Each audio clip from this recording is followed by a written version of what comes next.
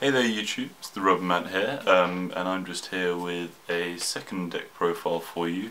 This is probably the last physical deck profile I'll be doing in a while because I won't have this camera for a while. I don't actually have any other decks at the moment. I'm building a few, but they'll take a while. So yeah, a couple of reasons.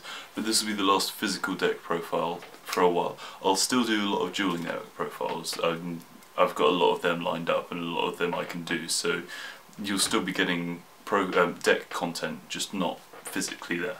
You may prefer that, you may not like seeing my face. But anyway, onto the deck profile, and it's my Crystal Beast deck, which I really like. I really love the way Crystal Beasts play.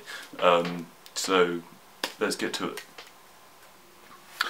Okay, so let's start off here. I've organised them in alphabetical order because I may not like that sometimes. So anyway, 3 Crystal Beast Amber Mammoth, basic 4-star 1700 beta. I run all 7 Crystal Beasts because this deck is focused on getting Rainbow Dragon out, so that's why a lot of them are there. 3 Crystal Beast Amethyst Cat. Amethyst Cat is useful because it can attack directly for half its attack. So you can scratch it a little 3-star 1200 attack. Does the standard effect of all Crystal Beasts where they get destroyed. That's not destroyed by battle, by the way. That's just destroyed while they're face up on the field. They can be sent to the spell and trap zone instead of the graveyard if you so wish. Right. 2 Crystal Beast Cobalt Eagle. Once per turn you can return one face up Crystal Beast card you control to its owner's deck. So a good strategy of Cobalt Eagle is to put Sapphire Pegasus back to the top of your deck, draw it again and get its effect off. 2 Crystal Beast Emerald Tortoise, 3-star with 2000 defense, so it's the main defense of this card. If you're going to set a card face down, this is the card you set. 1 Crystal Beast Ruby Carbuncle. I don't run things like Crystal Promise, so Carbuncle isn't as useful as it is in most decks because I don't really special summon from the spell traps card zone. Because Carbuncle, when it special summons from the spell trap card zone, it special summons all the Crystal Beasts you can from the spell and trap card zone. I can do that sometimes with Ancient City, Rainbow Ruins, and then I'll get a lot of Xyz summons off, but Carbuncle generally only need the one. 3 Crystal Beast Sapphire Pegasus.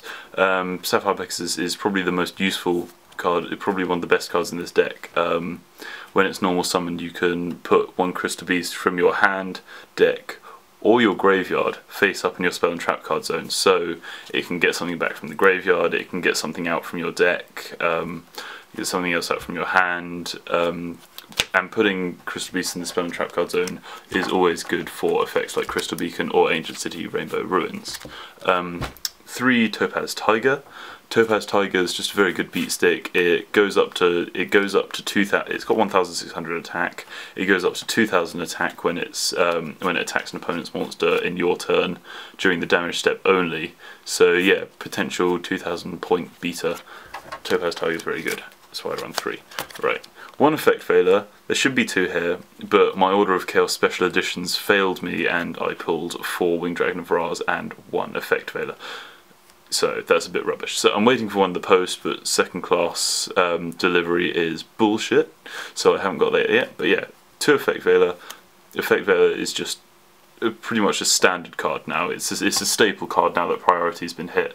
I always run 2, or at least I always try to run 2 in decks. It's also a tuner, so it gives these guys access to synchro monsters. I don't have any of the synchro monsters that I want to use with this deck yet because they're quite expensive. Mainly Alliance of Justice Catasta, because with a 4-star synchro up into a 5-star, he's probably the best 5-star synchro monster out there. 2 Hamon, Lord of Striking Thunder. Hamon, Lord of Striking Thunder is very good in this deck because when Crystal Beasts go to the spell and trap card zone, they count as continuous spell cards. So you can quickly get 3 of those and special summon Hamon out, and he's brilliant. He's 4000. He can burn your opponent for 1000 every time he attacks something. So yeah, that's why I run 2 of him. He's very good. 1 Rainbow Dragon, Ghost Rare, as you can see, probably the best pull I've ever made. But yeah, Rainbow Dragon comes out when you have 7 Crystal Beasts either on the field, in your spell and trap card zone, or in the graveyard, or a combination of all three. So this deck is geared around getting Crystal Beasts out as fast as possible, getting them all in the graveyard as fast as possible. Hamon can help with that because he puts them in the graveyard, and Rainbow Dragon can still use them. I only run one Rainbow Dragon because you need all 7 out. Usually it's a late game thing, and you don't want to draw, the danger of drawing into a Rainbow Dragon very early on, because let's be honest, it's kind of a dead draw to begin with. But yeah, one Rainbow Dragon. Onto spell cards. 3 Ancient City Rainbow Ruins. This is probably one of the other, aside from Sapphire Pegasus, this is probably one of the other amazing cards for Crystal Beasts in this deck. Basically, it gets better and better the more Crystal Beasts you have in your spell and trap card zone. So if you have 1, it's a field spell card, by the way. If you have 1, this card can't be destroyed by card effects, so it means it stays around for a very long time. It means if you heavy storm yourself, but you've got a Crystal Beast in the spell and trap card zone, this won't go because the timings resolve at the same time. When you have 2, you can halve the battle damage you take once per turn. When you have 3, you can send 1 Crystal Beast monster you control to the graveyard and get a spell trap. That's probably the best effect, because you get loads of, if you have lots of Crystal Beasts in your spell and trap card zone, it gives you so much field control. If you have more than 4, you get an extra draw in the main phase, which is brilliant because you draw through the deck and get more Crystal Beasts out.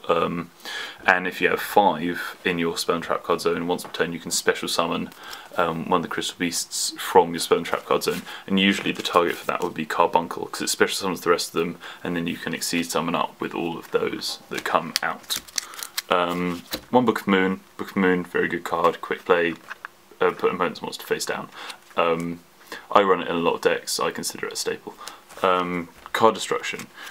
Card Destruction is really good in this deck because, like I said, Rainbow Dragon can use Crystal Beasts in the graveyard. So discarding your hand when it's full of Crystal Beasts is a good move, especially as you can target things in your graveyard with things like Crystal Blessing too and bring them back. So Card Destruction is good. It can ruin your opponent's plan if they have a good hand. Sometimes it backfires if you're playing a Dark deck, but otherwise Card Destruction is very good, very fast card. Allows you to get through your deck very quickly as well if you don't draw well. 2 Crystal Abundance. Basically, when you have 4 Crystal Beast card monsters in your spell and traps card zone, send them all to the graveyard, destroy everything on the field. Then you special summon as many Crystal Beast monsters from the graveyard as your equal to the amount of your opponent's cards you destroyed.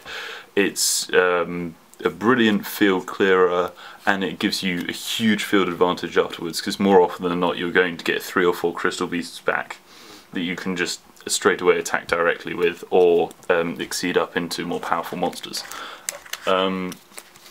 3 Crystal Beacon.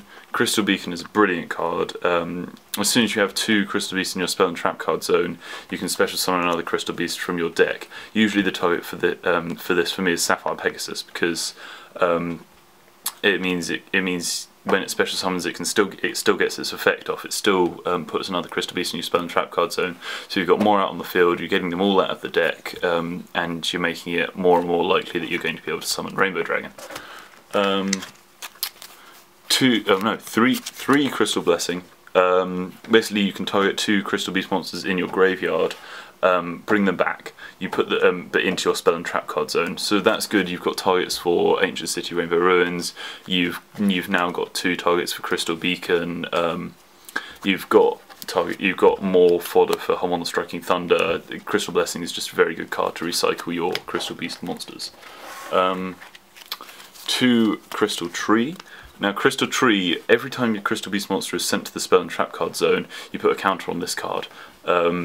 Then you can send this card to the graveyard to put as many Crystal Beasts as there are counters on this card into your spell and trap card zone. So this is great. You put Crystal Tree down, you get Crystal Blessing. There are 2 Crystal Beast monsters in your spell and trap card zone. This is on 2 counters. Get rid of it. You now got 4. You can now go into loads of things. You can get Hamon out. You can get you can do Ancient City Rainbow Ruins really well, and it's more getting the Crystal Beasts out so you can use them for Rainbow Dragon. So yeah, Crystal Tree is a very good card. 1 Dark Hole, or Adugero Oscuro. This is from Spanish Legend of Blue Eyes, that's why it's the super rare. But yeah, Dark Hole, because it destroys monsters, you can do it to yourself, and all your Crystal Beasts go to your spell and trap card zone. It's giving you the benefit as well as getting your opponent's monsters off of the field. Foolish Burial, just put a Crystal Beast monster in the graveyard, simple as that. Hand Destruction, same sort of thing as card destruction, it's a bit more strategic. The reason I run 2 different ones rather than 2 hand destructions is because sometimes you'll want to get rid of all of your hand and all of your opponent's hand, sometimes you will only want to get rid of 2, but sometimes this won't be the greatest decision because your opponent could get rid of two god-awful cards and get 2 great cards in return. So yeah, Hand Destruction is a very good card because it's a quick play as well, but Hand Destruction and card destruction rather than 2 hand destructions. Heavy Storm, staple now, destroy your opponent's spell and trap cards, clear the back row, great. Pot of Duality, there's no special summoning really involved in this deck apart from Crystal Beacon, Rainbow Dragon, Hamon. Basically, Pot of Duality, if you get a Sapphire Pegasus, you can still go through a Sapphire Pegasus effect because putting a Crystal Beast in the spell and trap card zone isn't a special summon. So Pot of Duality works very well. I only run 1 though. And finally, the only 2 trap cards, because you don't want really to take up spell and trap card zone space, is Rainbow Gravity. If you have 7 Crystal Beast monsters in your hand deck or on your field or your graveyard, you can special summon Rainbow Gravity from your deck, which means you can pull out Rainbow Dragon without having to even draw him. So this is a very good card, and you can get him back from the graveyard as well if he's been popped by a Solemn Warning or a Solemn Judgment. So yeah, Rainbow Gravity is useful in those situations. And that's the main deck. Extra deck is a very Spartan affair as usual with me.